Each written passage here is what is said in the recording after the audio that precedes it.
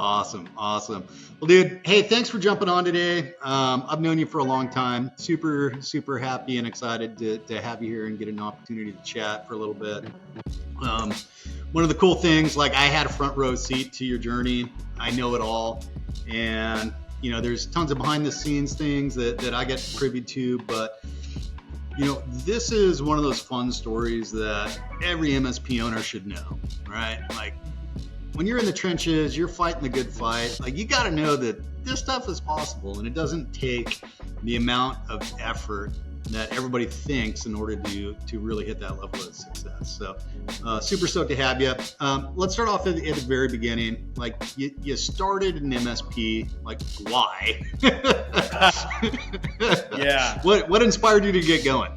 Yeah, so it was wild. I had about a decade career at Perot Systems. We were acquired by Dell. My role was physician office rollouts and was leading medical records transformation. So had a lot going on.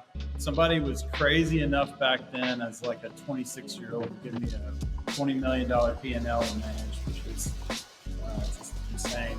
But, at some point in my journey there, my brother got laid off. He was in college. He was working a part-time tech job, and I was like, "Oh, let's spin up some clients. Let's sell some block time. I'll help you get a part-time job, right?" And so I'd been, we were acquired by Dell. I was in their executive program, and that just sort of got destroyed. Having been mentored by Ross Perot, and man, like, culture just changed. I started losing freedom and autonomy, and I thought, like, the best way to freedom would be to start my own company where you report to the employees, you report to the government, and an absolute lack of freedom, but at least there was autonomy. So I went to SNISFest number 2. I think I met you there. SNISFest number 2. Yeah, at SNISFest too. Yeah, I was definitely there, man. But I think you were all of about 2012. You were what, 14? Yeah, something like that.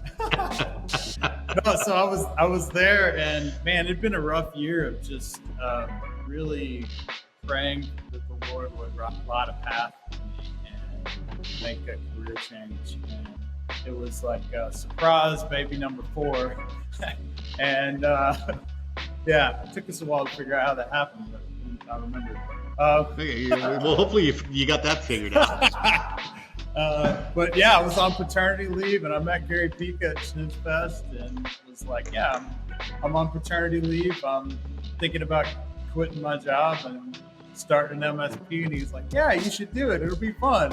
And then 6 months later, I call him and I'm like, hey, I quit my job. I'm doing this. And he's like, oh my gosh, that was just talk at the bar. I was just joking. That was a horrible idea. And I'm like, well, here we are. You got to help me get through this.